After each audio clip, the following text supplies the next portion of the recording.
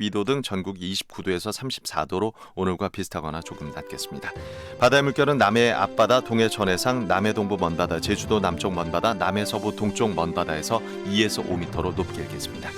KBS 제1라디오 저녁 종합 뉴스 아나운서 전주리 이상우였습니다.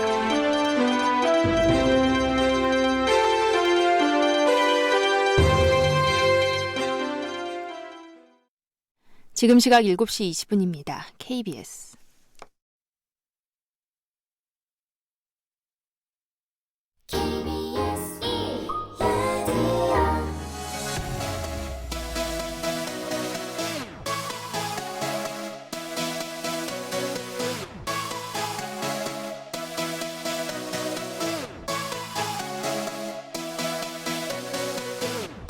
KBS 열린 토론.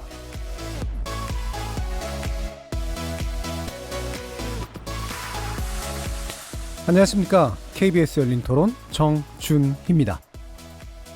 좀 많이 덥죠. 잘 때 뭐 열대야 이런 것 때문에 땀이 많이 나고 그러니까 일하는데도 좀 집중이 안 되고. 기후변화가 다음 세대들은 더 빨리 안 좋아질 것 같아서 환경을 좀 보호하는 차원에서 에너지 사용에 대해서 고민을 좀 더 해보고 대중교통을 많이 이용한다든지 녹색당이 원내에 들어가는 것도 그런 여러 목소리가 있는 건 좋은 것 같습니다. 계속 기온이 올라가고 있는 것 같긴 해요. 자동차나 이런 것들이 너무 발달이 되니까 생활이 편해지면서 더 그럴 것 같아요. 기업이나 정부나 정치 모든 부분에서 다 합쳐져서 정책이 나와야 될 것 같아요. 환경 정책도 뭐 가스나 CO2 이산화탄소 요즘도 이렇게 많이 제한을 하잖아요. 그런 것들을 우리 국내에서도 한 단계 좀 발전된 상태에서 제재를 좀 가야 된다고 생각합니다. 뭔가 좀 메시지가 있어야 될 것 같아요. 정치권에서 해결을 한다고 하는 것은 예산이라든가 이런 거를 확보를 해서 시설 설치를 한다든가 대안을 잘 만들어야 되겠죠. 물론 정치권만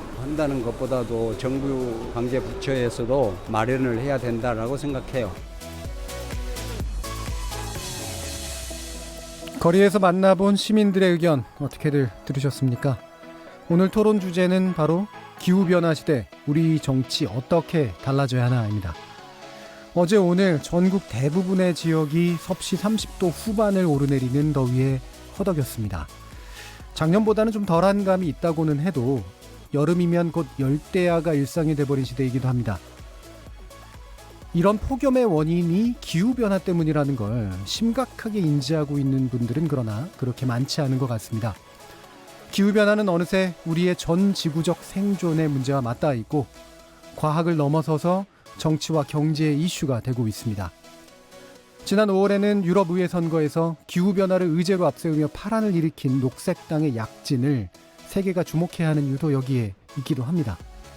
오늘 KBS 열린 토론에서는 기후변화의 시대, 우리 정치 어떻게 달라져야 하나라는 주제로 지금도 현재도 진행 중인 기후변화의 심각성을 한번 알아보고 이에 대한 사회적 대응 차원에서 우리 정치가 어떤 역할을 해야 할지 전문가들과 함께 깊이 있는 토론 나눠보겠습니다. KBS 열린 토론은 여러분들과 함께 만듭니다. 청취자분들도 토론에 참여하실 수 있는 방법 안내해드리겠습니다.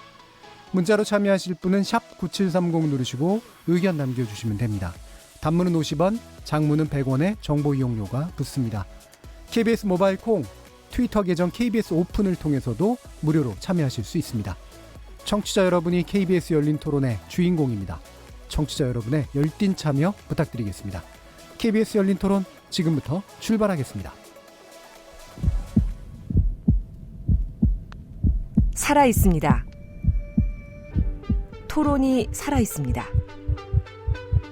살아있는 토론, KBS 열린 토론. 토론은 라디오가 진짜입니다. 진짜 토론, KBS 열린 토론.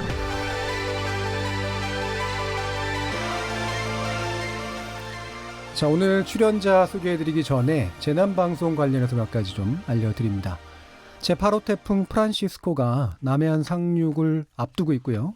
오늘 저녁 5시 30분에 청도군, 포항시, 경주시, 양산시, 창원시, 김해시, 밀양시 그리고 경남 고성군 지역에 태풍주의보가 발효됐습니다.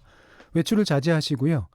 건물에 낙하 위험이 있는 시설물들은 없애시거나 또는 단단히 묶으시고 또 위험 피해서 즉시 안전지대로 이동 대피하시기 바라겠습니다. 자, 그럼 먼저 오늘 함께 하실 분들 이제 소개해 드리겠습니다. 전 환경부 차관이셨고요. 안병옥 국가기후환경회의 운영위원장 나오셨습니다. 네, 안녕하십니까. 자, 그리고 녹색당 공동운영위원장이시고요. 비례민주주의연대 공동대표이기도 하시죠. 하승수 변호사 나오셨습니다. 네, 안녕하십니까. 자, 그리고 전 SBS 환경전문기자셨고요. 지금 정의당 지속가능한 생태에너지본부 박수택 부본부장 나오셨습니다. 네, 반갑습니다. 자, 이렇게 세 분과 함께하는 KBS 열린 토론, 기후변화 시대에 우리 정치 어떻게 달라져야 되나 영상으로 생중계되고 있습니다. 유튜브에 들어가셔서 KBS 일라디오를 검색하시면 지금 바로 저희들이 토론하는 모습 영상으로 보실 수 있고요. 팟캐스트로도 들으실 수 있습니다. 자, 이렇게 함께할 방법까지 안내해 드렸고 오늘 토론 주제 기후변화 시대 우리 정치 어떻게 달라져야 하나 본격적으로 시작해 보겠습니다. KBS 열린 토론. 자, 지구 온난화, 기후 변화 이제 가장 대표적이고 또 위협적인 양식이기도 한데요. 제 기억에 1990년대 그리고 2000년대까지만 해도 이게 굉장히 중요한 의제였고 전 세계적으로도 상당히 특히나 이제 지식을 좀 추구하는 또는 책임 있는 그룹들에서는 꽤 중요한 이슈로 논의가 됐는데 이게 이제 최근 들어서 보면은 별로 중요하지 않은 이슈처럼 비춰지거나 이미 사라진 이슈처럼 오해되는 그런 경향이 좀 있는 것 같아요. 이런 현상이 왜 일어난다고 보시는지 일단 간단히 먼저 의견 여쭐까요? 안병욱 위원장님 어떻게 보세요? 기후변화 관련해서 이제 여러 논란이 있었는데, 예. 이제 학계에서 이제 그 논쟁이 있었고요. 또 정치권에서 이제 다른 의견들이 이제 표출됐던 적이 있었죠. 근데 학계에서 기후변화 논쟁은 이제 끝났다 이렇게 다들 평가하는 것 같습니다.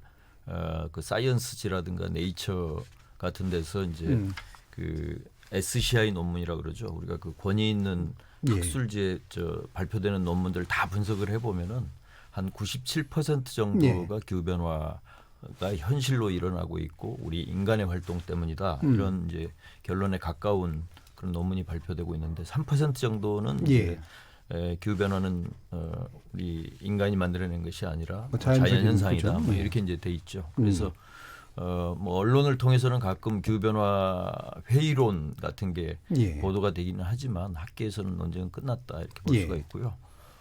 정치권에서도 사실은 큰 논란이 없는 것 같습니다. 왜냐하면 2015년에 이제 파리협정이 타결됐는데 파리협정 타결 앞두고서는 이제 개발도상국과 선진국 간에 엄청난 이견 차이가 있었고 총성 없는 전쟁이라고 할 정도로 굉장히 큰 이해관계 충돌이 있었지만 파리협정이 결국은 타결됐고 196개 국가가 우리 지구 평균 기온을 산업화 이전 시기 대비 2도씨 훨씬 아래로 또 가능하다면 1.5도씨 아래로 억제해야 된다는 내용을 담은 파리협정에 모두 다 찬성을 했기 때문에 정치적으로도 일부 지금 미국처럼 아주 예외적인 그런 국가를 제외한다면 이제 논란은 크지 않다 이렇게 볼 수가 있습니다.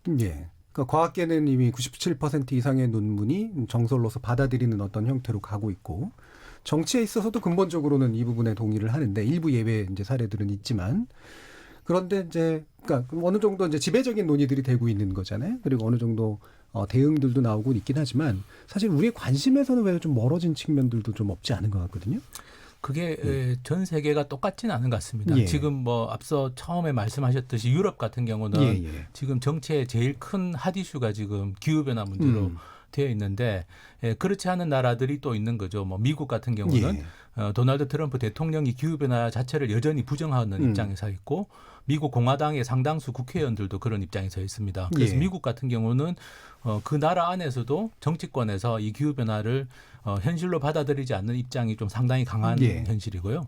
대한민국 같은 경우는 또 어떤 상황이냐면 정치권 자체가 아예 무관심하죠. 아예 이제 정치권에서 기후변화를 가지고 논쟁을 하거나 이런 걸 우리가 보기가 힘들기 때문에 그래서 말씀하신 것처럼 기후변화는 굉장히 심각한 문제고 점점 더 심각해지고 있는데 그걸 받아들이는 게 좀 나라마다 좀 다른 상황이고 미국이나 한국 같은 경우가 상당히 좀 문제적인 상황이라고 저는 생각을 합니다. 미국은 이제 일부 정치 지도자들이 기후변화를 부정하고 있고 한국은 기후변화를 노골적으로 부정하지는 않지만 사실상 정치에서 손을 놓고 있는 상황이다. 저는 그렇게 보고 있습니다. 예전에 그 엘고 부통령이 불편한 진실이라는 책을 써가지고 네. 상당히 큰 인기도 끌었고 많은 주목도 이끌어냈는데 그 요즘에 보면은 이제 편한 탈진실이라 그럴까요? 그러니까 이런 트럼프 대통령 전후로 해가지고 정파적인 이해나 어떤 기업의 이해관계에 복무하는 사람들이 아까 3%의 논문도 얘기를 하셨는데 의도적으로 이제 이 부분을 물타기하는 그런 식의 전략들도 많이 좀 쓰고 있는 것 같아요. 우리 박스택 부본장님 보시기에는 어떻습니까? 예. 우선 언론에서 자주 보이지 않습니까? 뭐 예. 빙하가 녹아내린다든지. 예. 근데 너무 이제 그런 게 자주 나오면은 이게 그런가 보다 하고 이렇게 이제 심드렁하게 생각할 수가 있어요. 그렇죠. 그런데 지금 이제 말씀하신 대로 우리나라 정치권에서는 거의 논의를 안 하고 있고 트럼프 대통령, 미국 대통령 경우에는 노골적으로 이거 부정한단 말이죠. 그래서 저는 이런 비유를 들고 싶어요. 밤이 지나고 지금 날이 밝아오거든요. 예. 그런데 트럼프 같은 분 또 우리나라 정치권에서는 이불을 뒤집어 쓰고 있습니다. 정치인들이. 아직 밤이다. 이불 뒤집어 쓰고 날은 밝아오는데 꼭 지금 그런 형국이 아닌가 생각을 저는 비유해 봅니다. 예. 지금 여기 그 시청자 의견 중에 제가 눈에 띄는 게 하나 있는데 이게 그 온도가 높아지는 현상, 온난화 현상이면 훨씬 더 정확한데 이걸 기후 변화라고 중립화시키면 외려 현재 일어나는 것들을 얘기하기에 좀 안 좋지 않냐라는 의견도 좀 있으신데 이게 기후가 올라가는 것도 있지만 또 급격히 떨어지는 것도 있고 이런 진폭이 좀 세져서 그렇다라고 얘기할 수도 있을까요? 이건 지구온난화라는 용어를 쓸 것이냐 아니면 예. 기후변화 용어가 더 정확한가 뭐 이런 논쟁도 있었죠. 예. 근데 이제 지구온난화라고 하면은 우리가 이제 기온이 지속적으로 올라가는 평균 그런 온도가. 현상으로만 예. 받아들이는데 이제 기후변화라는 말 속에는 기온뿐만 아니라 우리 기후 시스템 전체가 지금 변하고 있다는 예. 것이죠. 그러니까 온도만이 아니라 예를 들어서 바람의 방향이라든가 바람의 색이라든가 이런 것들이 다 종합적으로 좀 바뀌고 있기 때문에 예. 학계에서는 이제는 온난화라는 말보다는 기후변화라는 말을 쓰고 있는 게 사실입니다. 그런데 이제 최근에는 기후변화라는 게 너무 좀 중립적인 그러니까요. 느낌을 주기 예. 때문에 기후 비상사태라고 불러야 된다. 이제 이런 목소리가 나오고 있고 뭐 일부 국가에서는 이미 의회의 의결을 통해서 예. 비상사태를 선포한 그런 국가들도 있죠. 뭐 예. 영국이 대표적인 경우입니다. 예. 자, 그러면 이게 기후변화라고 하는 게 사실은 이제 심각성이 더해진다라고 하는 의미까지 일단 확실히 가야 되는 건 좀 맞는 것 같고 중립적인 것을 좀 더 벗어나서 최근에 이제 보니까 그 스웨덴의 한 여학생이 이 툰베리라고 하는 학생이 이 기후 위난에 대해서 학교에서 파업, 이른바 동맹휴업 같은 걸 한 거잖아요.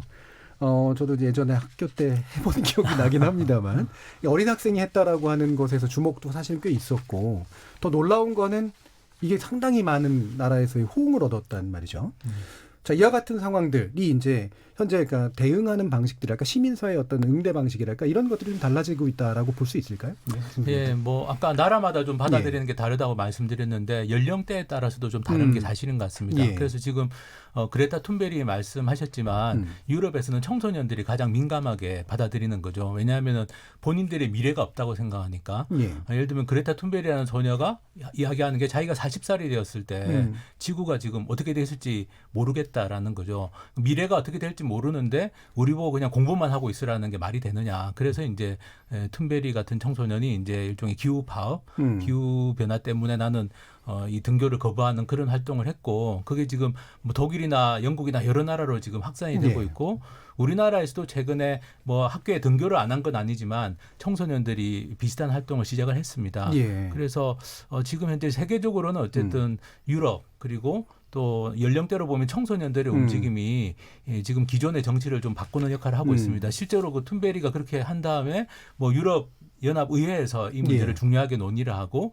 뭐 로마 교황청의 교황께서도 이 문제에 대해서 관심을 더 표명을 하시고 그리고 이제 그 유엔에서도 지금 뭐 9월 달에 긴급 세계 정상회의를 소집하는 이런 움직임들이 있는데 어쨌든 그런 움직임이 발생하게 된 데는 그런 청소년들의 목소리가 저는 크게 아마 영향을 미친 것 같습니다. 예, 이렇게 심각하게 위험해지는 것에 대한 당사자로서의 세대성이랄까 이런 네네. 것들이 또 크게 호소력이 좀 있는 것 같은데 제가 한번 생각해보면 우리나라에서 만약에 이제 뭐 이러면 일부 참여한 학생들이 있는데 어린 것들이 뭘 알아 뭐 이런 식의 대응이라든가 그다음에 또 심지어 이런 것도 있는 것 같아요. 뭐 이런 이제 행동들을 좀 액티브하게 하는 친구들을 보고 숱이 잘 붙으려고 그러는 것 같은데 라는 식의 어떤 약간 냉소성이랄까요? 이런 게 좀 많이 좀 만연해 있는 것 같은데 이런 건 어떻게 보세요? 그렇게 생각하는 어른들이 있다면요. 예. 정말 부끄러움을 느껴야 된다고 봅니다. 예. 실제로 지난주 금요일에 서울시하고요. 서울시 교육위원회 주최로요. 서울시 교육청 주최로 이 중고등학교 학생들의 이 기후변화에 대한 그 스피치 대회가 있었어요. 제가 거기에 심사로 참여했는데 앉아있는 제가 좀 부끄러울 정도였습니다. 예. 그래서 그레타 툰베리 같은 의식 가진 아이들, 청소년들이 우리나라에도 꽤 있습니다. 그렇죠. 예. 자, 우리가 이 아이들이 우리의 미래를 짊어져 줄 거 아닙니까? 그러면 지금 우리 어른들이 우리도 이제 우리 국회도 정부도 우리나라 청소년들의 이런 주장을 좀 무겁게 받아들여야 되지 않을까 생각을 합니다. 예. 그레타 툰베리 예. 이전에도 청소년들의 움직임은 이미 있었습니다. 예. 2013년에 네덜란드였죠. 그 900명 정도 청소년들이 자국의 정부를 상대로 소송을 했는데 네덜란드 정부가 온실가스 감축 목표를 좀 느슨하게 했다는 것이 이제 소송의 이유였죠. 근데 법원에서는 원고 손을 들어줬습니다. 이유 있다. 정부는 온실가스 감축 목표를 높여야 된다 이런 판결이 있었고요. 또 2013년에 그 미국에서 오리건주에서 이제 21명의 청소년들이 또 연방 정부와 대기업들을 상대로 또 소송을 제기를 했고 그것이 이제 다른 뭐 워싱턴주라든가 매사추세츠 이런 쪽으로 이제 번져 나가서 대체로 보면은 과거에 비해서 청소년들이 이 기후 변화에 대해서 민감하게 반응을 하고 또 정치적인 행동을 과거보다는 훨씬 더 적극적으로 제기하고 있는 게 아닌가 이런 생각합니다. 예. 그러면 지금 이 기후 변화라는 말 아까도 잠시 이제 언급을 했습니다만 이 기후 변화 또는 뭐 온난화까지 포함하는 이런 이제 이변이 되는 그런 기상 활동들이 많아지고 있는 이때 이 시대는 우리가 어떻게 정의하고 어떻게 바라봐야 될까에 대해서 간단하게 한번 각 선생님께서 이제 가지고 계신 입장이랄까 이런 거 실은 어떤 언급들을 좀 한번 들어보고 싶어요. 제가 먼저 해볼까요? 예. 자, 기후변화 시대를 어떻게 한마디로 정의할 수 있겠어요? 예. 인류 존망이 걸린 위기다. 존망의 위기다. 예. 그리고 선진국들이 이제 공업 발전을 먼저 시작하면서 내뿜은 온실가스죠. 이걸 내뿜어서 지금 지구의 생태계를 위험에 빠뜨리고 책임을 질까 안 질까 지금 주저하는 상태다. 전 그렇게 생각합니다. 그러니까 잘 살게 된 나라들의 책임이 있는데, 그럼요. 이거를 근데 책임을 질까 말까 지금 주저하는 미국처럼 우리나라도 거기에 해당한다고 봅니다. 알겠습니다. 그럼 안병우 위원장님. 학계에서는 두 가지로 얘기합니다. 비정상성의 시대이면서 불확실성의 시대다. 비정상성과 비정상성이라는 것은 예전에는 이제 기상 이변 이게 이제 이변이라는 이름이 붙어져 있듯이 어쩌다가 일어나는 것이었는데 지금은 이제 기상 이변이 일상이 된 시대라는 의미죠. 또 불확실성의 시대라는 것은 우리가 미래에 대해서 확신을 가질 수 없다는 거죠. 우리 스스로 안전에 대해서. 그래서 실존적인 어떤 위협이자 국가적인 어떤 안보 위기를 일으키는 것이 기후 변화다 이렇게 얘기를 하고 있습니다. 얼마 전에 그 호주 연구자들이 보고서를 발표했는데 그 보고서를 보면은 정말 우리에게 미래가 있는가 이런 생각이 들 정도인데요. 2050년에 우리 세계 인구의 55%가 폭염에 시달리는데 그 폭염이 그냥 폭염이 아니고 뭐 우리가 살 수 없는 정도의 그 폭염을 1년에 한 20일 정도 이상씩 경험하게 될 것이다 이렇게 얘기를 하고 있고 10억 명 정도의 기후 난민이 생길 것이다 이렇게 이제 예상을 하고 있는데 그게 과학계가 이야기하고 있는 것들과 거의 일치하고 또 오히려 IPCC라는 그 유엔 기구에서 이야기하는 것은 연구 결과가 거의 한 2, 3년 전 것까지만 이 평가를 하기 때문에 최근에 나온 연구 결과라든가 이런 것들을 충분히 반영하지 못하고 있다. 이런 지적이 있죠. 그래서 우리가 그동안에 알고 있었던 것보다 이 기후변화는 훨씬 더 큰 재앙으로서 다가올 것이다 하는 것이 과학계에서는 정설로 되어 있습니다. 이게 단순히 영화적 상상력으로 만들어지는 그런 디스토피아 수준이 그냥 아니라 실질적으로 다가오고 있는 위험이라는 말씀이신 거죠. 하성수 변호사님. 제가 아는 분은 기후 붕괴라는 말도 쓰십니다. 뭐 실제로 이게 뭐 기후 붕괴, 기후 위기 이렇게 표현하는 게 저는 더 정확한 것 같고요. 지난 토요일 날 제가 서울에서 그 KTX를 타고 천안아산역으로 가는데 아마 언론 보도 많이 나왔습니다만 천안아산역의 선로가 폭염 때문에 뜨거워져 가지고 휘는 바람에 KTX가 이 서행을 하는 예. 그래서 뭐 한 40분 1시간씩 이렇게 지체가 되는 일이 있었는데 사실 우리가 이 KTX 같은 이 큰 중요한 시설물을 만들 때에도 이렇게까지 더워질 거라고는 상상을 그렇죠. 못한 상상이 겁니다. 안 된 거죠. 근데 문제는 예. 점점 더 뜨거워질 예. 거라는 데 있습니다. 다행히 올해 우리나라 같은 경우는 그래도 폭염이 좀 덜한 편이지만 지금 예. 유럽은 뭐 40도가 넘는 상황이 계속되고 있는데 그런 상황이 됐을 때 우리나라의 여러 가지 중요한 시설물이라든지 농업이라든지 각종 산업들이 어떻게 될지 어떤 영향을 받을지는 사실 알 수가 없는 상황이고요. 그래서 어떻게 보면 이게 기후 위기나 기후 비상사태라는 말이 저는 좀 정확한 표현이 아닐까. 그리고 대한민국 같은 경우는 특수성이 이 에너지하고 식량의 대부분을 외부에 의존하고 있다는 예. 특수성이 있습니다. 그러니까 미국이나 유럽하고 비교할 수가 없을 정도로 더 취약한 면이 있습니다. 가령 식량 문제 같은 경우는 이게 이제 기후 위기가 심각해지면 이 식량 위기를 낳을 거로 다들 예측하고 있는데 식량 자급률이 우리는 50%가 안 되는 나라이기 때문에 식량의 절반 이상을 외부에서 가지고 와야 되는 바다를 통해서. 그런데 2010년 같은 경우에 그 러시아에서 굉장히 심각한 가뭄이 들었을 때 예. 러시아 정부가 밀 수출을 금지시키는 일이 있었거든요. 그러니까 밀의 수출을. 예, 곡물 수출을 금지시키는 일이 있었습니다. 그러니까 기후 변화가 심각해지면 식량 위기가 도래하는데 그랬을 때 식량을 수출하는 나라가 식량 수출을 금지시키면 우리나라처럼 식량을 수입해서 먹고 사는 나라는 아주 심각한 상황에 놓일 수 있다라는 거죠. 그래서 예. 그런 점에서는 말씀하신 것처럼 기후 변화라는 말은 좀 너무 이렇게 이 상황의 심각성을 전달하는데 좀 한계가 있어서 저도 기후 위기나 기후 비상 사태 이렇게 예. 표현하는 게 더 정확할 것 같습니다. 예. 하 변호사님이 저 예, 2010년 러시아 폭염 말씀을 하셨기 때문에 조금 저 추가해서 예. 말씀드리면 그때 러시아가 밀 금수 조치를 하면서 직격탄을 맞은 국가들이 중동 국가들이었습니다. 중동 국가들이. 예. 그 중동 국가들이 주로 러시아에서 이제 그렇죠. 밀을 수입해서 예. 곡물을 생산할 수 없으니까. 빵을 만드는데 이제 써왔는데 예. 밀을 구할 수가 없으니까 이 정치적인 불안정에다가 밀을 구할 수 없는 그런 생계 타격 이런 것들이 복합적으로 작용하면서 우리가 이제 아랍의 봄이라고 하는 중동의 예. 민주화 바람을 몰고 왔었죠. 그만큼 폭염이라든가 우리가 기후 변화라고 일컬어지는 그러한 현상이 이 정치 사회적인 영역으로 번지게 되면은 우리가 상상할 수 없었던 그런 정치적 사회적 불안정으로 그렇죠. 이어질 수 있다. 예. 예. 아까 그 그걸 보여주는 불예측성을 말씀하신 게 이제 예. 그런 부분 같아요. 기후가 이제 불예측적으로 되면 결국에는 상당히 중요한 인간의 생존의 토대들이 이제 불예측적이 되기 때문에 네. 단순히 안보 목적으로 사용하는 문제를 넘어서는 형태들이 이제 생겨나게 되는 거죠. 지금 이제 주로 말씀하시는 게 이제 폭염이라든가 뭐 아마도 이제 함께 오는 홍수라든가 뭐 이런 것들이 우리가 대표적으로 경험할 수 있는 걸 텐데요. 이외에도 뭐 이제 이런 기후 변화가 위기라고 볼 수 있을 정도의 어떤 징후랄까요? 이런 게 또 어떤 것들이 있을까요?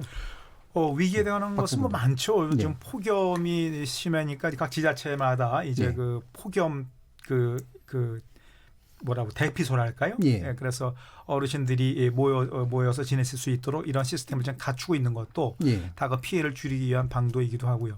또 이런 측면도 있는 것 같아요. 거꾸로 날씨가 이제 기온이 높아지니까 우리나라가 아열대 기후로 바뀐다지 않습니까? 예, 예.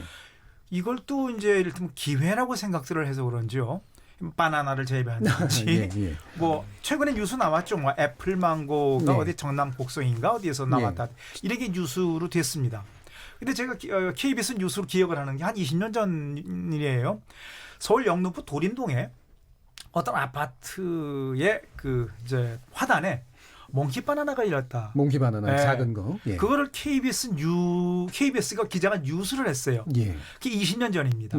그래서 그걸 딱 보는 순간에 기후변화 지구온난화가 드디어 이제 심각해지기 시작하는구나. 저게 느꼈거든요. 예. 뭐 하여튼 우리 생활 전반에 걸쳐서 지금 뭐 대단한 피해가 있는 건 사실이고요. 근데 지금 아까 하 변호사님 말씀하신 것 중에서 이제 농작물 말씀을 하셨는데요. 저는 우리나라가 이 식량 기반이 기후 변화 시대에 예를 들면 자급률이 떨어지는데 그 식량 기반이 되는 농지를 자꾸만 줄여나가는 거 이거 큰 문제라고 생각합니다. 사실 그렇죠. 예. 그래서 올 상반기에 이제 통계청이요. 통계청이 이제 이 경작지 감소 통계를 냈는데 지난 10년 사이에 그러니까 2018년 작년에 우리나라의 농지가 159만 6천 헥타였다. 그런데 2009년에 비해서 이게 14만 1천 헥타가 줄었다. 그러니까 우리나라의 농업 기후 변화 시대에 오히려 우리가 식량 위기가 올 수가 있는데 그 식량 기반이 되는 식량의 생산 기지가 되는 농지를 갖다가 자꾸만 전용을 하고 망가뜨린다. 예. 이거는 큰 문제라고 생각합니다. 예. 그래서 정부가 이 분야에 대해서도 좀 생각을 바로 잡아주었으면 좋겠다 생각을 합니다. 저는. 지금 또 이게 그 태풍 프란시스코 아까 말씀도 드렸는데 이게 이제 지금 상륙하는데 사실 태풍의 빈도는 좀 많아졌다는 느낌은 드는데요. 다행히 뭐 우리나라에 지금 영향 미치는 거는 좀 적은 편이긴 합니다만 이게 강도나 빈도도 실제로 증가하나요? 지금 이제 기후 변화의 결과로? 예, 뭐 우리나라만이 아니고 예. 뭐 미국 연안이라든가 또 저 동남아시아 연안 같은 경우에 이제 허리케인이라든가 이 사이클론 그 발생 빈도를 보면은 그 빈도가 굉장히 많이 늘어났고 또 한 번 발생하면은 그 강도가 과거에 비해서는 굉장히 커지고 있다는 것은 뭐 과학자들의 분석에 의해서 확인된 바가 있습니다. 우리나라에서도 일부 태풍학자들은 슈퍼 태풍 그러니까 우리가 한 번도 경험하지 못했던 정도의 역대급 태풍이 발생할 수 있고 그것이 우리나라를 지나게 되면은 아직까지는 다행히도 그런 일이 없었지만 그렇게 되면은 뭐 우리나라가 거의 뭐 초토화될 정도의 어떤 피해를 입을 수밖에 없다 이렇게 이제 경고하는 분들도 있죠. 그것은 왜 그런가 하면은 지금 이제 그 우리 지구상에 도달하는 연료 에너지의 90% 정도를 바다가 흡수해 왔습니다. 그렇죠. 그러다 보니까 바다 수온이 올라가고 있는데 바다 수온이 올라가게 되면은 태풍이 형성됐을 때 바다로부터 연료 에너지를 얻어서 더 크기를 이제 불려나가게 되는데 그 속도가 굉장히 빨라질 수밖에 없고 또 태풍 크기가 커질 수밖에 없는 이제 그런 측면 때문에 이제 슈퍼 태풍의 발생 가능성에 대해서 이제 경고하는 분들이 있는 것이죠. 네, 한 가지 우리 삶에 정말 심각한 영향을 미친다고 지금 아마 국민들께서도 다들 느끼실 부분이 미세먼지 문제입니다. 미세먼지 또. 미세먼지 문제도 기후변화의 영향을 받고 있습니다. 왜냐하면 기후변화가 심각해지면서 이 공기 정체 현상이 심해지고 최근에 아주 고농도로 아주 높은 농도의 그 초미세먼지, 미세먼지가 발생했던 그 시기가 바로 그 대기 정체 현상, 공기 정체 현상이 심했을 때입니다.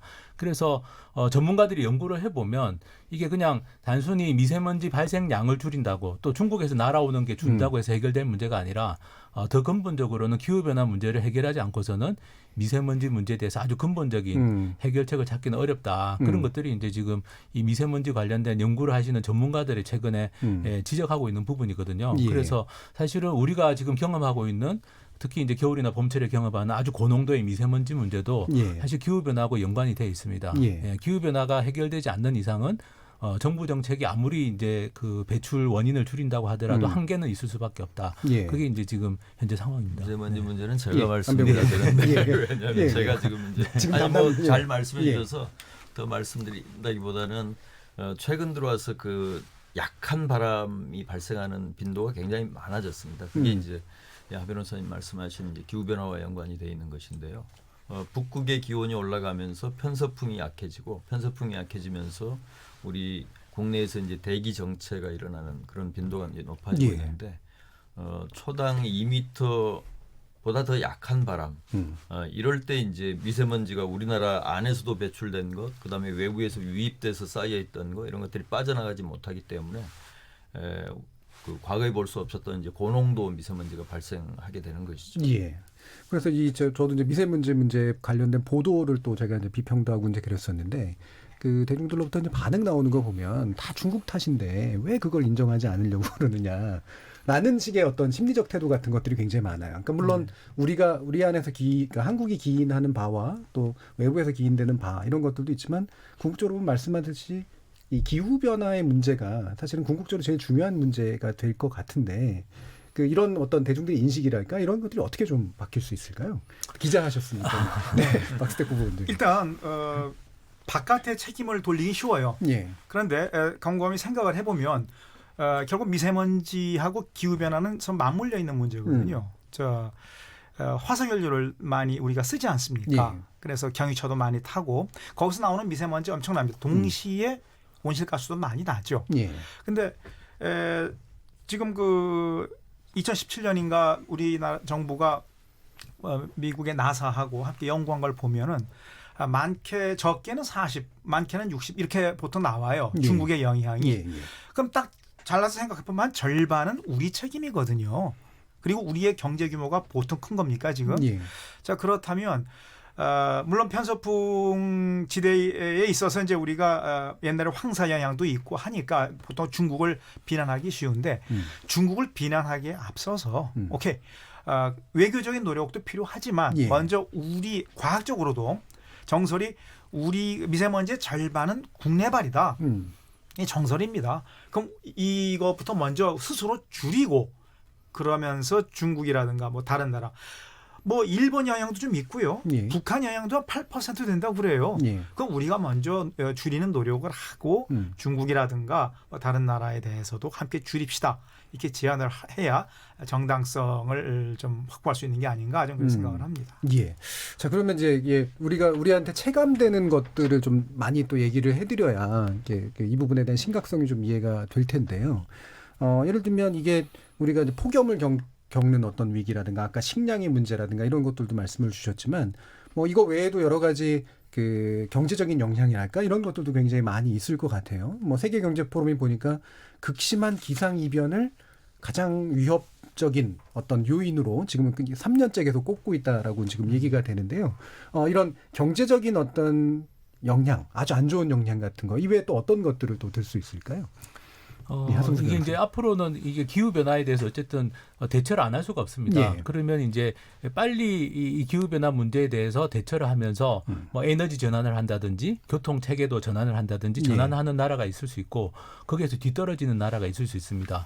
가령 이제 뭐 독일 같은 나라는 지금 석유 자동차를 아예 앞으로는 판매를 그냥 금지하는 걸로 예. 경유차부터 시작해가지고 이런 정책을 쓰는 나라들이 생기게 되면 그러면 이제 우리나라 같이 자동차를 수출하는 나라 경제에서 자동차 산업이 차지하는 비중이 높은 나라들은 또 거기에 영향을 받게 되는 거죠. 예. 그래서 이 세계 경제 포럼이 말한 것처럼 이제 기후 변화가 날 직접적인 충격들도 당연히 나라마다 다 나타나게 될 것인데 또 기후 변화에 대응하기 위해 가지고 나름대로 여러 나라들이 노력하는 과정에서 빨리 거기에 적응하고 또 전환을 하는 나라와 그렇지 못하는 나라들 사이에도 또 문제가 생기게 될 겁니다. 그래서 예. 제가 좀 우려하는 바는 대한민국 같은 경우는 어쨌든 수출에 많이 의존하는 나라인데 그 수출의 주요 품목들 중에 이 기후변화 시대에 지금처럼 화석 연료를 많이 사용하면서 이걸 수출 품목을 만들어서 수출품을 만들어서 수출하는 이 경제 구조가 과연 기후변화, 기후위기가 심각해지는 상황에서 계속 유지 가능하냐, 지속 가능하냐라는 또 우리나라 경제 입장에서는 굉장히 심각한 좀 질문 한번 던져볼 필요가 있고 어떻게 보면 우리나라가 이제까지 해왔던 수출 중심, 몇몇 대기업 중심의 경제 구조 그리고 자동차라든지 이런 주요 수출 품목들에 대해서 앞으로 이 기후위기가 심각해지는 상황에서 어떻게 우리는 그러면 대비를 해 나갈 것인지 거기에 대해서 좀 정말 국가적인 차원의 이 좀 계획이나 대책이 좀 필요하다고 생각합니다. 전반적인 이제 경제 패러다임이 사실은 다른 방향으로 바뀔 수가 있는데 저탄소로 바뀌고 탄소 배출을 어쨌든 최대한 줄이는 방향으로 각국의 경제가 바뀌어야 되는데 거기에 적응하지 못하고 이제 뒤떨어지게 되면 당연히 이제 경제적인 충격도 받게 될 겁니다. 그럼 일각에서는 이런 얘기도 좀 있잖아요. 그러니까 아까 선진국 얘기 이제 하셨는데 부자 나라들이 사실은 부자가 된 게 지구를 착취하고 환경 오염시키고 그래서 부자 돼놓고 자기들이 일단 부자가 되고 나니까 밑에 쫓아오는 애들을 그냥 사다리 차게 해서 얘네들은 그걸 못하게 해가지고 경제 발전을 막고 지들 위주의 경제를 만든다 이런 식의 사실은 시각도 사실 좀 있는 것 같거든요. 그렇습니다. 예. 박세프 부원장님 어떻게 보세요? 그래서 이제 선진국들이 진정한 의미의 그 책임을 의식을 가져야 되죠. 그래야 진정 선진국이라고 볼 수 있지 않습니까? 말씀한 대로 미국 같은 식의 이런 나라가 과연 세계의 리더가 될 수 있겠는가 저는 생각을 합니다. 지금 독일 말씀하셨는데 유럽 국가들은 상당히 앞서가고 있지 않습니까? 유럽이 워낙 인구도 많고 그러니까 인구 밀도가 높고 땅은 좁으니까 어쩔 수 없이 그런 선택을 했다고도 봅니다만 동시에 일단 자원을 전략한다든지 그리고 국민의 건강을 생각을 하고 그다음에 지구에 미치는 그 영향을 어떻게 하면 줄일 것인가. 저는 이런 생각을 하면서 그 유럽 국가들의 생활 방식 또는 생활의 그 철학이라든가 이런 것들이 진정으로 소위 지속 가능하지 않을까. 그래서 우리가 지향해야 될 그 생활 방식이요.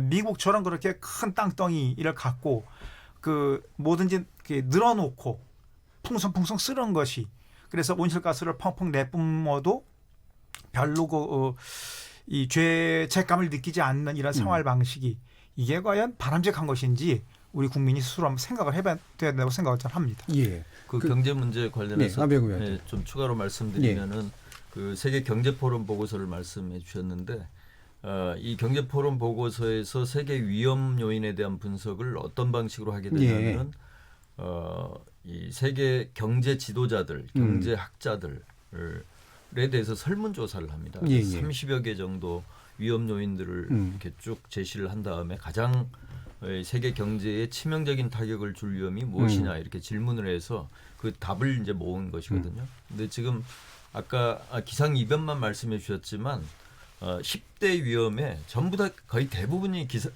우리 기후 변화와 연관된 것들이 들어가 있습니다. 예, 그래서 뭐 물 부족이라든가 식량 그렇죠. 문제라든가 또 그 기후 변화 완화와 적응의 실패라든가 이런 것들이 같이 다 포함되어 있거든요. 그래서 경제학자들 또 경제에 종사하는 사람들이 기후 변화를 세계 경제의 가장 큰 위협 요인으로 보고 있다는 거.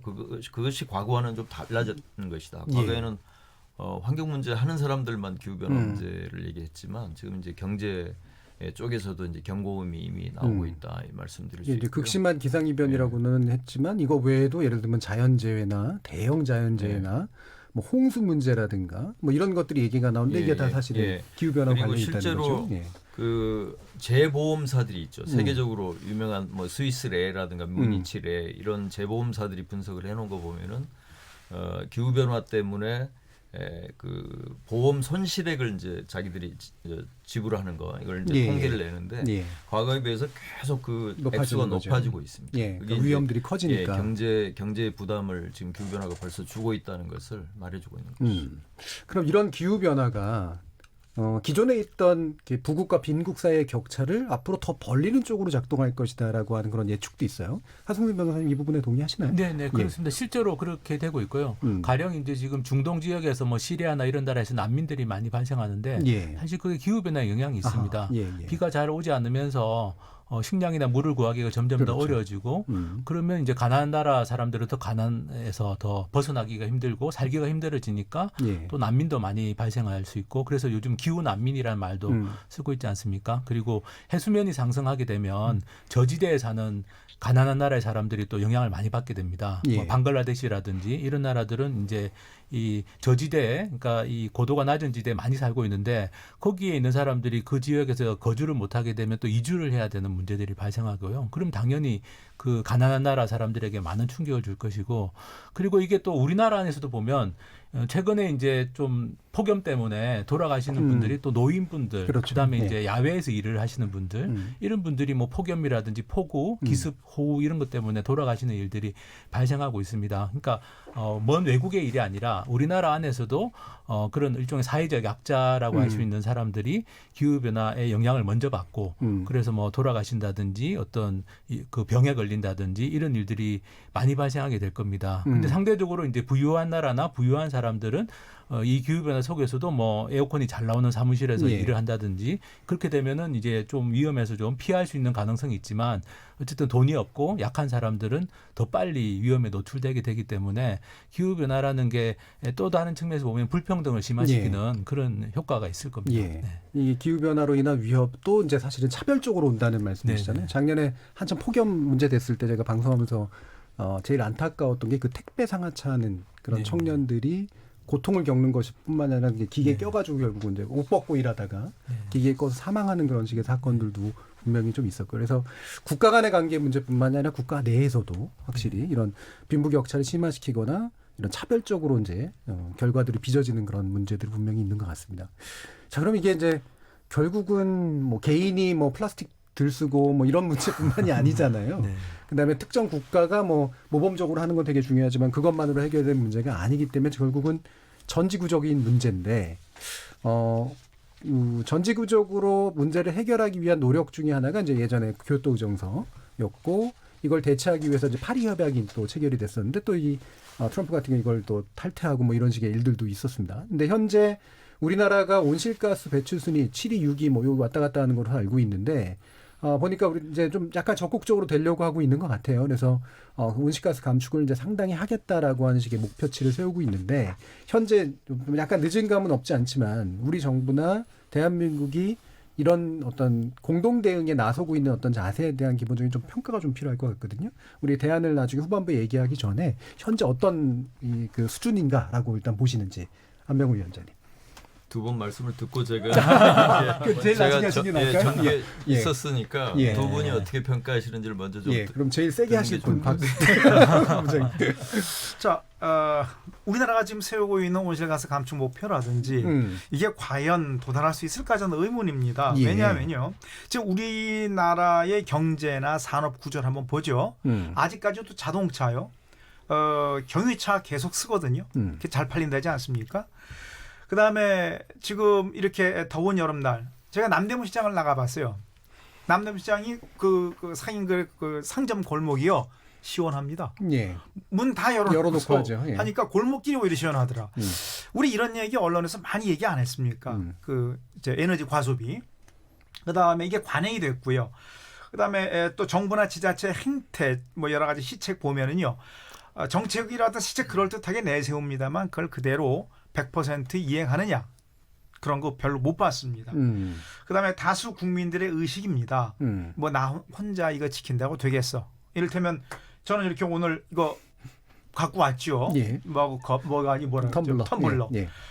근데 이거 혼자 갖고 다녀보들 무슨 소용이 있겠냐 싶은 생각이 들 때도 있습니다. 게다가 두 번 안 쓰시고 버리시면 더더욱이나 그렇죠. 그러니까 결국 5천만이 함께 깨닫고 함께 행동을 하면 모르겠어요. 안 그러면 저는 의미가 없다고 봅니다. 그리고 하여튼 우리나라의 국가, 사회, 산업, 경제 구조, 그다음에 국민의식, 이걸 하여튼 근본적으로 고치지 않으면 어렵다. 전 그렇게 봅니다. 그러면 이제 정부가 목표 세운 거에 비해서 실제로 이행성이 좀 떨어지는 측면도 있고 국민들의 의식도 있는데, 그럼 국민 의식들은 뭔가 좀 개선하기 위한 정부의 노력 측면에서 부족함이 있다고 보시는 건가요? 그러니까 서로 맞물려 돌아가는 거죠. 예. 서로 조금씩 그러니까 뭐랄까요? 구멍들이 있는 겁니다. 예. 각자가 책임져야 돼. 한 가지 재미있는 예를 하나 들어볼까요? 예. 우리가 미세먼지 문제도 있고 하니까 또 에너지 문제 뭡니까? 이 에너지 전략도 하자. 예. 그럼 어떻게 해야 돼요? 공회전 하지 말자고 그러죠. 자, 우리 국회 앞에요. 보시면 경찰차 공회전 24시간 하고 있습니다. 예. 국회 본청에 올라가 보세요. 본청 앞에 아무나 못 올라가게 하는데 제가 올라가 봤습니다. 몇 번. 거기에 까만 승용차도 대형이고 아니면은 경유 승합차들이 있습니다. 까만 거. 예. 그 각 당의 그 지도부들 찹니다. 예. 겨울에는 난방을 위해서, 여름에는 냉방을 위해서 거기서 그냥 그대로 공회전을 하고 있습니다. 예. 실제 하고 있어요. 자, 아주 작은 것 같지만 이 작은 데서 또 구멍이 크게 벌어지는 거라고 저는 그렇게 생각을 합니다. 예.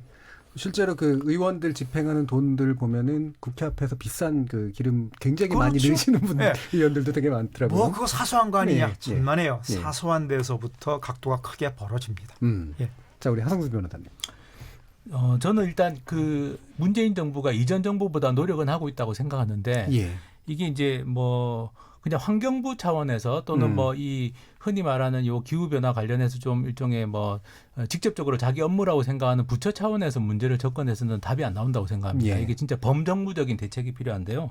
예를 들면 산업부가 바뀌어야 됩니다. 그렇죠. 석탄 화력 발전소를 어쨌든 지금도 계속 짓고 있거든요.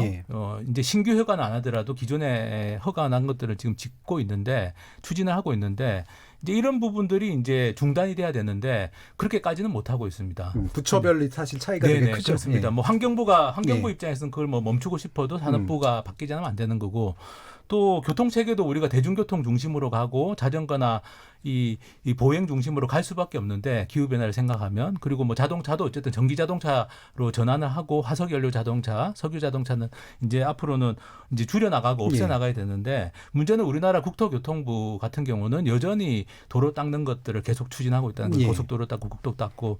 그리고 우리나라 국회에서는 연말에 예산 심의하면서 자기 지역구 도로 예산 국회의원들이 또 끼워 넣고, 그러니까 이게 그냥 환경부가 노력해가지고 될 일이 아니라 전체 정부가 에너지는 어떻게, 교통은 어떻게, 식량은 어떻게, 이렇게 대책을 세우고 집행을 해 나가야 되는데, 그런 점에서 보면 문재인 정부가 저는 노력은 합니다만 우선순위에서 이 기후 변화, 기후 위기 문제가 정책의 우선순위에서 많이 뒤로 밀려 있는 상황이다. 저는 좀 그렇게 판단하고 있습니다. 전 정부적 과제로서 뭔가 우선순위를 네. 놓지는 못하고 있다라는 그렇습니다. 말씀이신 거죠. 네. 자, 이에 대해서 안병훈 위원장님 어떻게 말씀하십니까? 예, 뭐 기후 변화 문제가 아직 환경부 울타리를 넘어서지 못하고 있다. 예. 뭐 여기 어느 정도는 동의합니다. 아직까지 특히 이제 경제 부처들 같은 경우에는 온실가스 감축이 이제 경제에 미칠 영향 이런 것에 대해서 굉장히 부담스러워하는 그렇죠. 예. 측면이 있고 또 실제로 이제 정부가 기후 변화 대책을 조금 더 강화하려고 하면은 산업계에서 엄청난 반발과 비명 소리가 이제 언론을 예. 통해서 집중적으로 나오다 보니까 이 경제 부처들의 입지도 굉장히 좁아지는 이제 그런 현상을 저희가 볼 수 있는 것이죠. 어떻든 중요한 것은 국가가 우리가 기후 변화 대응의 목표를 정하는 것인데 그 목표 부분에 있어서는 과거 정부에 비해서 문재인 정부 들어와서 더 강화된 목표를 설정을 했습니다. 예. 과거에 우리가 2030년까지 37% 줄이겠다 이렇게 했었는데 그중에 11.3%가 해외에서 줄이겠다는 것이었거든요. 예. 근데 그게 뭐 구체적인 뭐 방식이나 이런 것들이 전혀 없이 그냥 공수표와 마찬가지였기 때문에 11.3%에서 4.5% 정도로 이 해외 감축 해외 부분을 줄이고 부분을 줄였습니다. 그러니까 국내 감축을 거의 뭐 7% 이상 예. 늘린 거니까 목표를 좀 과감하게 이제 정했다 이런 측면은 좀 평가를 받아야 된다고 보고요. 국제 사회에서 우리나라가 기후 변화에 관해서는 그렇게 좋은 평가를 받지 못하고 있습니다. 예. 그 이유를 보면은 에너지 부문과 연관이 돼 있습니다. 특히 에너지 수요 관리를 우리가 잘 못하고 있다는 것이고. 특히 이제 재생에너지 확대 같은 경우도 요즘은 조금 더 늘어났습니다만 과거에는 OECD 국가 중에서 가장 재생에너지 보급이 낮은 국가로 평가받았기 예. 때문에 그런 것들 다 종합해서 보면은 우리나라가 지금 갖고 있는 경제적인 능력에 비해서 기후 변화 대응이 좀 예. 부족한 것이 아니냐 이런 국제사회 평가를 우리 정부도 냉정하게 좀 받아들이고 그 개선점을 찾아야 된다고 생각합니다. 현재 우리나라를 위해서도 사실은 부족한 측면들이 있고 전 세계 차원에서 봤을 때도 우리 사회가 차지하는 위치에 비해서 너무 역할이나 기여가 적은 그런 측면에서의 부족함이라는 건 분명히 지적될 필요가 있는 것 같습니다. 자, 기후변화의 시대에 우리 정치 어떻게 달라져야 되나 각 분야의 전문가를 모시고 다양한 생각을 나눠보고 있는데요. 인류의 기술적이고 경제적인 진보는 이 기후변화, 기후위기라고 하는 무서운 부산물을 낳았습니다. 인간은 기후에게 큰 영향을 줄 수 있지만 자기 뜻대로 기후를 통제할 수 있는 능력은 없습니다. 부정적인 영향을 줄여가기 위해 우리의 집단적 결정으로서 정치가 어떤 역할들을 해야 되는 건지 전반부 토론 여기서 일단 마치고 후반부에서 좀 더 자세하게 이야기를 나눠보도록 하겠습니다. 여러분께서는 KBS 열린 토론과 함께하고 계십니다.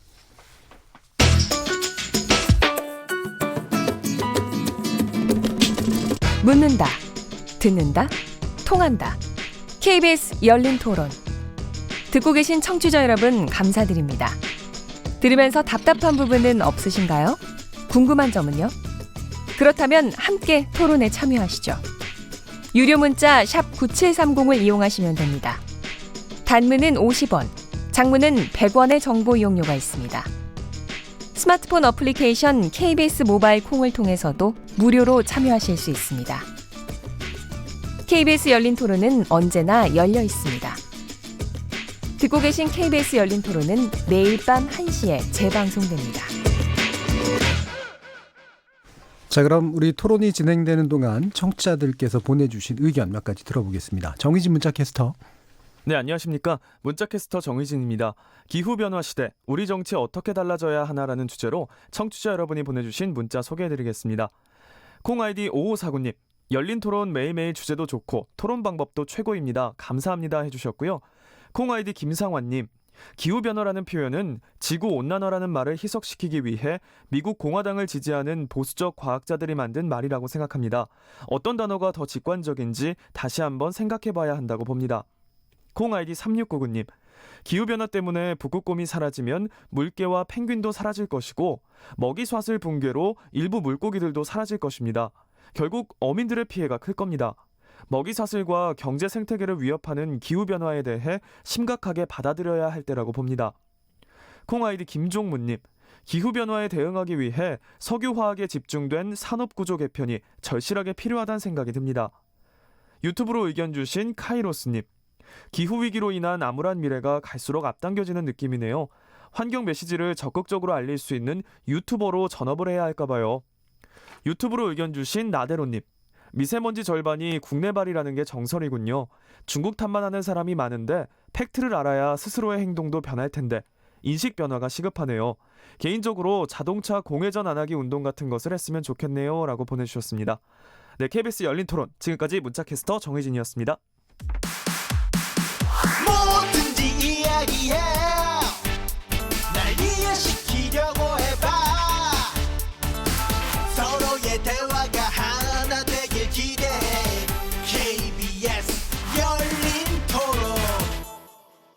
자, 그럼 후반부 토론 시작해 보겠습니다. 안병옥 국가기후환경회의 운영위원장, 하승수 비례민주주의연대 공동대표, 정의당의 지속가능한 생태에너지본부 박수택 부본부장, 이렇게 세 분과 함께하고 있습니다. 아까 댓글 중에서 그 먹이사슬 붕괴 뭐 이 부분도 이제 지적하신 분이 있는데, 아까 제가 잠깐 우리 안 위원장님 그 가져오신 자료 보니까 해파리 문제가 굉장히 크다 뭐 이 얘기가 있던데요. 그게 어떤 거죠? 그 아까 말씀드린 대로 이제 우리 바다의 수온이 올라가면서 과거에는 우리 연안에서 발견되지 않았던 이제 초대형 해파리들, 특히 이제 그 독성을 가진 해파리들이 굉장히 많아졌습니다. 예전에는 이제 중국의 동중국해에만 서식하고 있던 것들이 이제 우리 연안 그 수온이 올라가면서 쭉 북상해서 이제 생긴 현상인데요. 지금은 해수욕장 개장할 때 늘 이 해파리들을 미리 제거하지 않으면은 그 시민들 안전에 문제가 있기 때문에 이제 그 정도 문제가 있는데, 그 경제적 피해를 저 계산해 놓은 것을 보면은 해파리 직접 쏘여서 이제 뭐 병원에 가서 치료한다든가 이런 비용도 발생하지만 그것은 좀 적고요.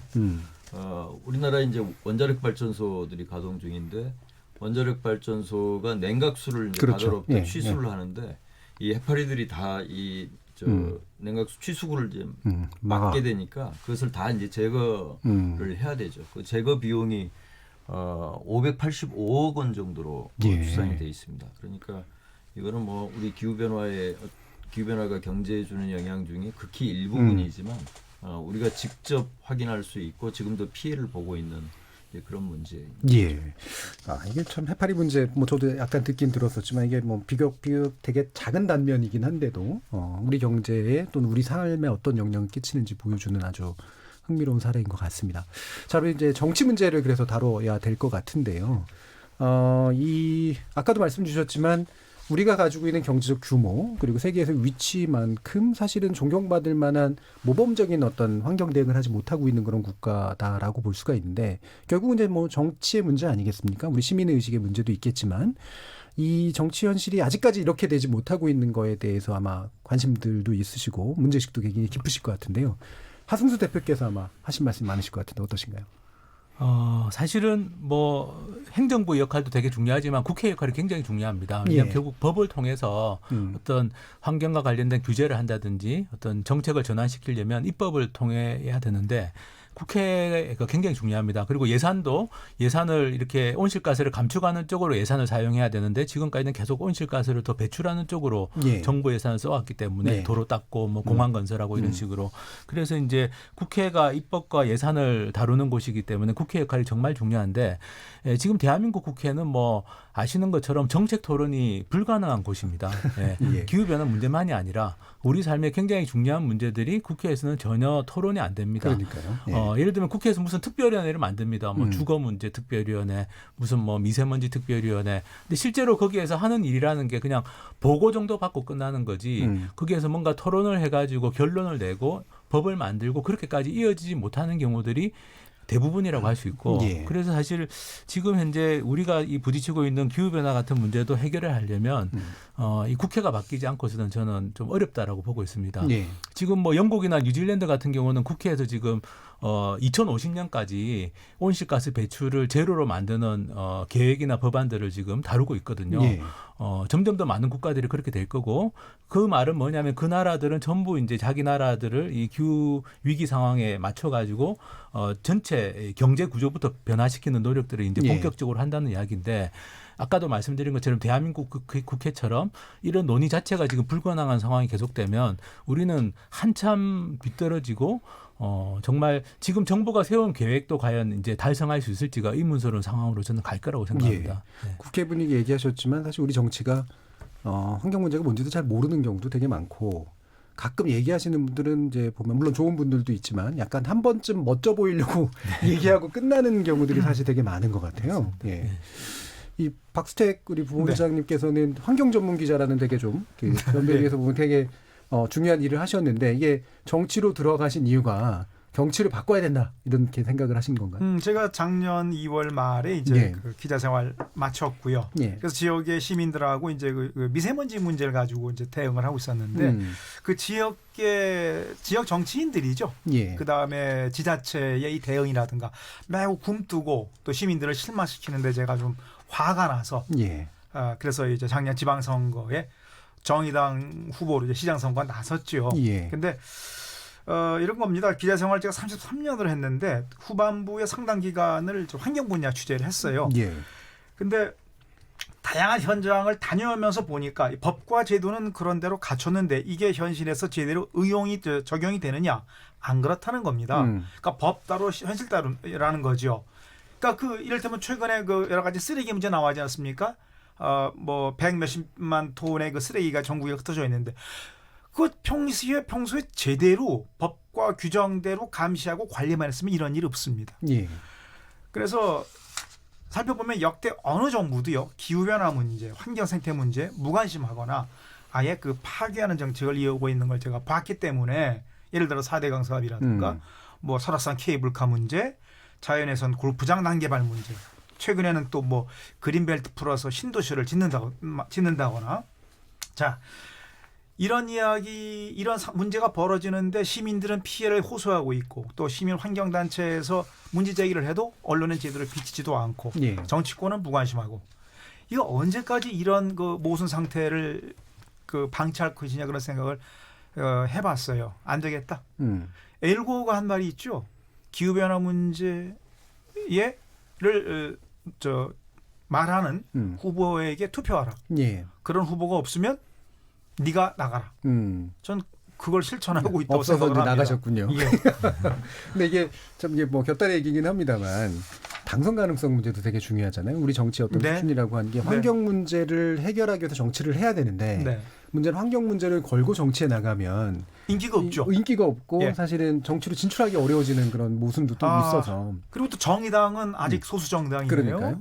그런데 그런 생각을 해봤습니다. 선거는 잔치죠. 그 잔치 음식상에 공당으로서 내가 이러한 그 정견이 있고 비전이 있다 하는 소위 음식을 접시를 그 유권자들이 선택하는 밥상에 잔치상에 올려놓는 거 이건 공당의 의무라고 생각을 합니다. 그래서 언젠가는 유권자들이 이 잔치에 오신 분들이 그거를 선택해 주시겠지 저는 그래 생각을 합니다. 뭐 정의당도 마찬가지고 특히나 우리 녹색당 투쟁을 계속하고 계시잖아요. 뭐 유권자들이 현명하시니까 언제고 선택을 해주실 걸로 믿습니다. 그러니까 정치라고 하는 게 사실은 이상을 실현하기 위해서 정치를 선택하는 게 돼야 되는데 사실은 당선 가능하기 위해서 주제를 선택해버리는 당선을 잘 되게 만들어주는 주제나 정책을 선택해버리는 경우들이 되게 많잖아요. 그런 문제들을 또 어떻게 우리가 깨야 될까 이런 것도 좀 고민이 되는데 그래도 어쨌든 가장 현실에서 가까이 계셨던 분이 우리 안병욱 위원장이신데 한계도 많이 느끼셨을 것 같아요. 어떠세요? 뭐 한계 말씀드리기 전에 그 이제 국회가 변화돼야 된다 이게 동의하면서 국회도 노력하는 분들이 있습니다. 그래서 그분들이 이 방송을 들으면 너무 좀 서운해하실까 봐 제가 좀 소개해드리면 국회 안에 국회 기후변화 포럼이라고 있습니다. 거기에 여당 의원, 뭐 야당 의원, 정의당 뭐 의원을 포함해서 참여하고 있고 우리 국내의 기후변화 문제를 걱정하는 연구자들 또 시민단체 또 산업계 다양한 영역의 사람들이 같이 참여해서 논의하고 또 토론하고 있는데요.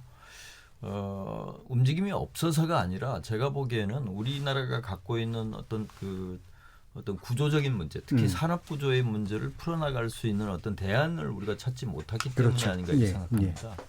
아까 우리 시민들, 국민들도 변화돼야 된다. 이 기후변화 문제에 대해서 제대로 인식하고 또 실천해야 된다 이 말씀을 주셨는데 거기에 동의하면서도 우리나라에서 온실가스를 어디서 제일 많이 배출하고 있는가 이렇게 따져보면은 산업부문입니다. 산업부문 속에서도 에너지 다소비 업종들입니다. 국민들 일상생활 속에서는 온실가스 배출량이 조금 늘었지만 그 속도가 이렇게 빠르지는 않습니다. 그런데 우리나라 배출량이 많이 늘어나는 것은 산업계에서 워낙 많은 배출량을 갖고 있고 또 그 증가 속도가 빠르기 때문이거든요. 그래서 아마도 이제 정치권에서도 그렇고 정부가 걱정하는 것은 기후변화 대응을 이제 강력하게 했을 때 파급될 수 있는 문제들, 예를 들어서 에너지 다소비 업종에 종사하는 사람들 같은 경우에 일자리를 잃어야 되는 그런 가능성 이런 것들에 대해서 종합적인 진단과 대안을 아직 찾지 못하고 있기 때문에 그러한 점들이 좀 기후변화 대응을 좀 주저하게 만드는 그런 요인이 아닌가 이렇게 생각을 하고요. 정부에서 이제 그 생각했던 것과는 좀 다른 면을 본 것은 기후변화 대응 아까 이제 화 변호사님도 말씀하셨지만 이 환경부가 저 주무부서로서 있는 문제인데 환경부의 힘만으로는 이것을 끌어나가기가 굉장히 어려운 거죠. 경제부처들이 굉장히 많고 이런 측면도 하나 있고요. 또 이 정부 정책은 늘 과거 정부에서 시작됐던 일을 완전히 그 일과 결별하기는 굉장히 어렵습니다. 예를 들어서 석탄 발전소가 문재인 정부에서 늘어났다 이렇게 이제 평가를 받고 있지만 11기 정도가 과거 정부에서 결정됐던 것들 그리고 20% 이상 이미 건설이 되고 있는 것이기 때문에 정부가 그것을 중단하면 좋겠지만 중단했을 때 이제 예상되는 여러 가지 반발이라든가 또 뭐 경제적인 어떤 손실 문제 이런 것들 전력 수급 문제 뭐 이런 게 사실은 고려된 거니까 같이 있는 것이죠. 뭐 전력 수급 문제는 뭐 지금 예비율이 굉장히 높기 때문에 좀 더 과감한 정책을 해도 된다고 보지만 과거 정부가 결정을 해서 이미 20% 이상 건설된 발전소를 멈춘다는 것은 제가 보기에는 그러한 경우는 아마 유럽처럼 기후변화를 굉장히 중요하게 여기고 또 강력한 대책을 추진하는 국가에서도 쉽지 않은 문제라고 생각합니다. 과거 정책의 연장선상에서 전환을 해야 되는데 그 전환의 속도를 과거에서 오던 관성이 있기 때문에 그 속도를 빨리 하기가 굉장히 어려운 그런 것들이 뭐 정부에서 일하는 사람들이 어떤 한계로 느끼는 그런 측면이 아닌가 싶습니다. 이제 뭐 이게 곁다리 얘기긴 합니다만 그 흔히 민간에서 많이 얘기하는 게 산업용 전기를 싸게 공급하는 체제 문제가 있는 거 아니냐라는 얘기들을 많이 하는데 이게 실제로 맞습니까? 맞는 얘기인데 그것은 우리나라만 그런 것이 아니고 유럽에서도 다 산업용 전기가 조금 쌉니다. 그것은 소위 말해서 방리담회라고 보시면 됩니다. 많은 양을 공급하기 때문에 기본적으로 이 그러니까 발전이나 송전, 배전 부분에서 단가가 싸기 때문에 이제 그런 것으로 이해하시면 됩니다. 그리고 뭐 하여튼 오늘 대체로 안병옥 우리 위원장님하고 비슷한 의견이었지만 여기서 지금 이 부분 좀 제가 다를 것 같습니다. 왜냐하면은 말씀하신 것처럼 이제 행정부 관료들은 특히 경제부처 관료들은 안 바꾸려고 합니다. 그리고 뭐 이해관계가 있는 기업들은 바뀌기 싫어하죠. 그동안 해왔던 것처럼 그냥 기업 운영하고 뭐 돈 벌고 하면 편한데 문제는 지금 이게 지속 가능하지 않은 상황에 왔다라는 게 문제입니다. 그래서 지금은 어쨌든 정치가 결단을 내려가지고 이 방향을 바꿔줘야 되는 거고 그러려면 뭐 산업용 전기요금도 올려야 되는 것이고 지금 현재 에너지 다소비 산업 구조를 계속 유지할 수는 없으니까 시간이 좀 걸리더라도 이제 전환을 한 계획을 짜서 바꿔 나가야 되는 거죠. 어떻게 보면 이게 우리나라에 앞으로 먹고 사는 거를 만드는 겁니다. 기후 위기 시대, 기후 변화 시대에는 이전에 먹고 살던 방식으로 먹고 살 수가 없기 때문에 새로운 먹고 사는 방법을 개발해야 되는데 그게 바로 이제 국회가 해야 되고 정치가 해야 될 역할이라고 저는 생각을 하는데 그 점에 있어서는 이제 사실 문재인 정부 들어와서도 이전 정부보다는 낫지만 그 경제부처 관료들이 지금 사실상 정책을 주도하면서 사실 이 기후변화 문제 같은 것들이 굉장히 후순위로 밀려 있고 국회에서도 뭐 연구하시는 분들은 있지만 토론하시는 분들은 있지만 뭐 각 당의 원내대표라든지 당 지도부들은 전혀 기후변화에 관한 얘기도 하지 않고 있는 게 현실이거든요. 사실 이건 정당에서 책임 있게 자기 정당의 당론으로 대안을 내놔야 되는데 지금 그런 게 전혀 안 이루어지고 있습니다. 그래서 말씀하신 것처럼 뭐 노력하고 있는 부분을 전혀 인정하지 않는 건 아니지만 지금 현재처럼 해가지고는 우리가 기후 위기에 대응하는 건 너무나 먼 미래, 너무나 어려운 일이다. 예. 그렇게 좀 말씀을 드리고 싶습니다. 예, 그런 면에서 이제 정치가 바뀌는 데 있어서는 네. 사실은 그런 의견을 가지고 있는 정당들의 진출도 굉장히 중요하잖아요. 유럽에서의 녹색당이 이제 사실은 그런 대표적으로 이제 성공 사례라고 볼 수 있는데 과거에도 녹색당이 잠시 올라왔다 또 떨어진 적도 좀 있었고 유럽 같은 경우에 근데 네. 과거에는 좀 약간 이상주의적이고 과격하다라는 이미지에서 요즘은 현실의 문제를 해결하려고 한다라는 이미지도 또 많이 생긴 것 같아요. 네. 어떻게 보시나요? 실제로 녹색당이 많은 문제를 해결해 왔습니다. 예. 유럽에서는 예. 예를 들면 뭐 재생 가능 에너지로 그 전기 생산을 전환하는 것은 독일 녹색당을 포함해서 각국의 유럽에 있는 녹색당들이 실제로 그 법을 통과시키고 예. 예산을 만들어 가지고 그렇게 재생 가능 에너지로 전환해서 지금 독일이 탈원전도 하면서 또 석탄 화력 발전도 줄여 나가는 독일은 2038년까지 아예 다 폐쇄하는 걸로 지금 돼 예. 있는데 그렇게 추진할 수 있도록 만든 건 결국 독일의 녹색당이 재생가능 에너지법을 포함해 가지고 그런 에너지 전환을 밀어붙였기 때문에 가능한데 독일만이 아니라 이번에 유럽의회 선거에서도 나타났지만 유럽의회 선거에서 녹색당의 지지가 많이 나온 것은 각 나라나 각 지역에서 녹색당이 주장해왔던 정책들이 예전에는 비현실적이라고 예, 생각했는데 이게 맞다 이제는 그렇죠. 이제는 기후위기 그게. 시기에는 이렇게 가는 게 맞다라는 인식이 저는 좀 많이 확산이 되고 특히 이제 청년층들 젊은 층에서는 이런 대안을 가진 정당이 힘을 얻어야만 우리의 미래의 안전이나 생존이 보장이 되겠다라고 생각해서 지금 지지가 높아지고 있습니다. 그래서 일종의 이거는 녹색당이 이룬 성과에 대한 저는 호응이라고 생각합니다. 예.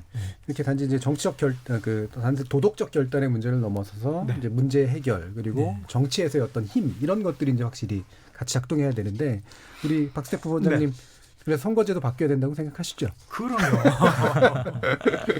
왜냐하면 이제 그 연동형 비례대표제 이것을 지금 이제 우리 하승수 변호사께서 앞장을 서시고 또 저희 정의당도 뒤를 밀고 하는데 지금 큰 정당들이 이 정치개혁특위 좀 들어가 있지 않습니까? 이분들이 어떤 그 우리나라의 미래 그다음에 진정한 지속 가능한 그 발전을 위해서 어떤 정치 제도가 필요할 것인지 예를 들어 정의당이라든가 우리 녹색당과 같은 그 이념 정책을 반영하지 않으면 우리나라에 그런 미래가 있겠는가 그런 걸 생각을 해보면 이 제도는 꼭 좀 바꿔야 된다고 생각을 합니다. 정치 제도. 자 그러면 안병우 운영위원장님께는 이게 뭐 지금 마무리할 시간이 거의 다 와서 좀 이렇게 좀 현실의 문제도 해결하고 또 우리의 도덕적인 결단도 요구하고 뭐 이런 식의 측면에서 어떤 대응이랄까 우리 사회가 해야 될 것들이 뭘까 제언을 해주신다면 어떤 게 있을까요? 예, 뭐 기후 변화는 분명히 생존의 문제입니다. 그렇지만 또 한편으로는 경제와도 직결되어 있는 문제이기 때문에 이 기후 변화 대응과 경제 문제를 대립시켜서는 문제를 해결하기가 굉장히 어렵다고 생각합니다. 그래서 이제 보통은 이제 기후 변화 대응을 열심히 하면은 경제에 부담을 주는 것으로 이제 부담 패러다임이 지배적이었는데 최근에 이제 유럽 국가들 같은 경우에는 온실가스를 줄여나가면서 거기서 또 새로운 산업을 만들어내고 특히 재생에너지 산업 같은 경우가 이제 대표적입니다만 그래서 이 경제를 새롭게 혁신하는 그런 지렛대로 이 기후변화 문제를 활용하는 그런 지혜를 보여주고 있는데 우리도 앞으로는 기후변화를 부담으로만 생각할 것이 아니라 이것이 또 하나의 어떤 기회일 수 있다. 우리의 삶을 안전하게 만들면서 또 우리 경제를 스마트하게 만들 수 있는 일석이조의 어떤 기회를 제공하는 그런 측면이 있기 때문에 이 기후변화와 경제 이 두 가지를 어떻게 결합시켜 나가면서 기후변화의 대응 속에서 많은 전환이 이루어질 것인데 그 전환 속에서 이탈하는 분들이 없도록 특히 이제 일자리를 잃는다든가 이런 분들이 없도록 그분들의 직업이 어떻게 바뀌어져야 되는 것까지를 포함해서 좀 종합적이고 거시적인 어떤 국가 비전이라고 할까요? 그 계획이 나와야 되지 않을까 생각합니다. KBS 열린 토론 오늘은 기후변화 시대 우리 정치 어떻게 달라져야 하는 주제로 전문가들과 함께 토론해봤습니다. 안병욱 위원장님, 하승수 대표님 그리고 정의당의 박수택 부본장님 모두 수고하셨습니다. 감사합니다. 네, 감사합니다. 지금 태풍 프란시스코가 오후 9시께 부산 서쪽 약 20km 육지에 상륙할 것으로 전해지고 있는데요. 기상특보에 귀 기울이시면서 해안지대나 저지대에 계신 분들 안전지대로 대피하시기 바랍니다. 저는 내일 저녁 7시 20분에 다시 찾아뵙겠습니다. 지금까지 KBS 열린 토론 정준이었습니다.